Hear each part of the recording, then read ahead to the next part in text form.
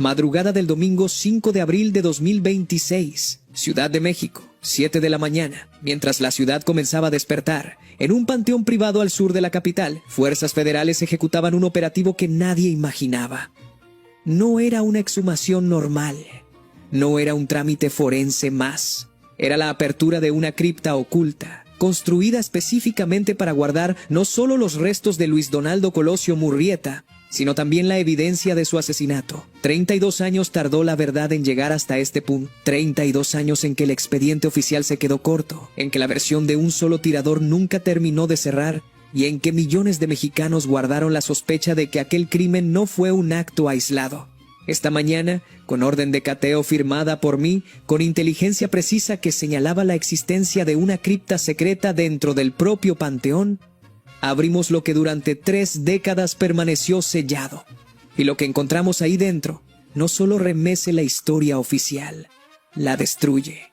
Antes de entrar en detalles, permíteme que te explique por qué esto es diferente a cualquier otro hallazgo. No es un decomiso en una bodega, no es una cuenta bancaria congelada en el extranjero. Es una cripta funeraria construida a propósito, con dobles fondos, con compartimentos falsos, diseñada para que ni los peritos, ni las familias, ni los curiosos pudieran jamás sospechar que, bajo el mármol y las lápidas, se escondían armas, millones de dólares y documentos escritos de puño y letra por el propio Colosio. Alguien, en 1994, tomó una decisión fría: no matar solo a un candidato presidencial, sino enterrar junto con él cualquier rastro de la conspiración.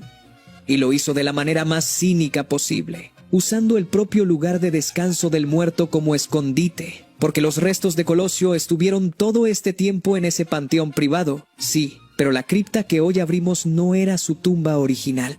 Era una estructura adicional, sellada, camuflada, que solo aparecía en los planos que manejaban ciertas personas. Personas que hoy, 32 años después, tendrán que responder. Déjame contarte cómo llegamos hasta aquí. No fue casualidad. No fue un golpe de suerte.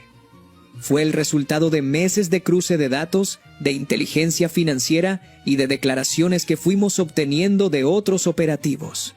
Cuando empezamos a desmantelar redes de lavado de dinero vinculadas a viejas estructuras del poder, empezaron a aparecer nombres y lugares que no encajaban en los expedientes actuales. Alguien mencionó, casi de pasada, que en el panteón donde descansaba Colosio había más que solo huesos. La frase nos llamó la atención. Revisamos los registros históricos del inmueble, los permisos de construcción, las concesiones funerarias, y encontramos una anomalía. En 1994, semanas después del asesinato, se autorizó una modificación estructural en una zona restringida del panteón. La documentación oficial decía que era para mejorar las condiciones de conservación de los restos. Pero los planos internos, que obtuvimos por otras vías, mostraban una cripta adicional de dimensiones poco comunes. Un espacio que no aparecía en los registros públicos. Eso nos llevó a usar georradares en el lugar, con el mayor sigilo posible, hace apenas 15 días. Las imágenes fueron contundentes. Bajo el suelo, junto al sarcófago principal, había una cavidad con paredes reforzadas y compartimentos metálicos. No había duda. Pedí la orden de cateo al juez correspondiente.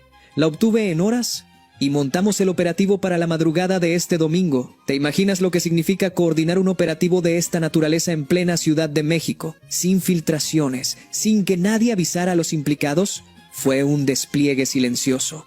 Desde las 3 de la madrugada, elementos de la Guardia Nacional aseguraron los accesos al panteón. No se movilizaron patrullas con luces ni helicópteros sobrevolando la zona. Todo fue discreto, quirúrgico. Los gafes, nuestros grupos de fuerzas especiales, tomaron posiciones en el perímetro interno. Los ingenieros militares llegaron con equipos de excavación controlada, porque sabíamos que no podíamos simplemente romper el concreto a martillazos. Dentro de esa cripta podía haber evidencia frágil, papeles viejos, cintas de audio, billetes que con el contacto del aire se podrían deteriorar. Así que preparamos todo con la paciencia de un cirujano. La Fiscalía General de la República envió a sus mejores peritos, con sus maletines de cadena de custodia, con sus cámaras de alta resolución. Y yo mismo supervisé cada paso desde el centro de mando móvil instalado a 2 cuadras del panteón. Cuando di la orden de comenzar la excavación, el silencio era absoluto. Solo se escuchaba el zumbido bajo de los georradares y el golpeteo controlado de las herramientas. Los ingenieros fueron retirando la tierra capa por capa. A los 40 minutos apareció la primera losa de concreto. No era una losa común. Tenía un espesor de 30 centímetros, con varillas de acero y un sellador bituminoso que resistió la humedad durante más de 3 décadas. Alguien invirtió dinero y conocimiento técnico para que esto durara. No era un escondite improvisado, era una bóveda pensada para el largo plazo. Romper el sello requirió equipo de corte diamantado. Cuando la losa cedió, el aire que salió de la cripta olía a cerrado, a años acumulados, a 32 inviernos y veranos que no habían entrado nunca. Era el aire de 1994, y lo que vieron nuestras cámaras al iluminar el interior nos dejó en shock a todos los presentes. El interior de la cripta no era un espacio vacío. Estaba organizado con una lógica muy clara. Había estantes metálicos empotrados en las paredes, cajas de seguridad pequeñas, y en el centro, un compartimento falso en el sarcófago que contenía los restos de Colosio. Ese sarcófago no era solo un ataúd de lujo, tenía un doble fondo. Y dentro de ese doble fondo, lo primero que encontramos fueron las armas. Rifles de asalto y pistolas, envueltos en fundas plastificadas con aceite de conservación. Los peritos las extrajeron con cuidado y las colocaron sobre mantas blancas para su primer análisis visual. Y entonces vimos algo que nos heló la sangre. Los números de serie de algunas de esas armas coincidían con los registros balísticos que la Fiscalía había guardado durante 32 años del atentado de Lomas Taurinas. Sí, las armas que usaron para matar a Luis Donaldo Colosio no fueron destruidas ni desaparecieron. Estuvieron todo este tiempo enterradas junto a él, a pocos metros de donde descansaban sus restos. El cinismo es tan enorme que cuesta trabajo procesarlo.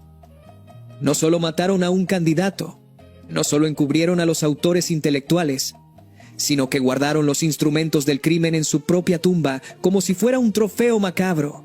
Pero las armas fueron solo el principio. Al lado, en cajas de plástico selladas al vacío, había fajos de billetes, dólares y pesos, de los que circulaban a principios de los años 90. Montones de ellos. Los peritos empezaron a contar de manera preliminar y las cifras superaron cualquier estimación. Millones.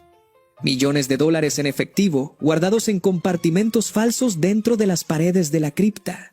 ¿De dónde salió ese dinero? ¿Quién lo puso ahí? La respuesta parcial la encontramos en los documentos y las cintas de audio que estaban en el mismo lugar, porque lo más valioso de todo este hallazgo no es el metal ni el papel moneda, es la información. Dentro de una caja fuerte pequeña con una combinación que nuestros técnicos lograron abrir después de 2 horas, encontramos un sobre de piel con documentos manuscritos y varias cintas de cassette. Los documentos estaban escritos con la letra que los peritos calígrafos confirmaron en una primera revisión que pertenecía a Luis Donaldo Colosio. Eran notas personales, registros financieros, nombres y fechas. En esas notas Colosio expresaba sus sospechas.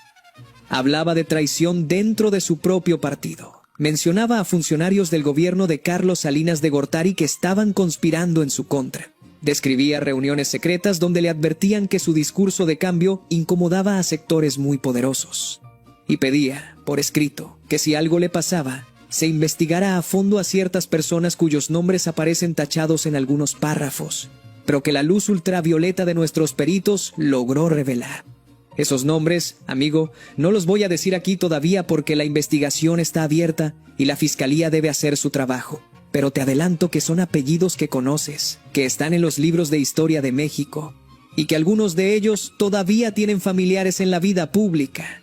Las cintas de audio son todavía más impactantes. Son grabaciones de la voz de Colosio, aparentemente hechas en su casa o en su oficina, donde habla en tono íntimo y preocupado. En una de ellas dice textualmente: «Me van a matar. No sé cuándo, no sé cómo, pero me van a matar porque me niego a seguir siendo un títere. Si esto sale a la luz, que se sepa que fue el propio sistema el que me condenó». En otra cinta, enumera nombres de personas que recibieron sobornos para silenciar investigaciones previas. Y en una tercera, describe una reunión en Los Pinos donde un alto funcionario le dijo, según sus palabras, «O te alineas, o te hacemos a un lado». Colosio no se alineó. Y 32 días después, cayó su cuerpo en Lomas Taurinas. ¿Sabías que hasta ahora nunca se había encontrado una sola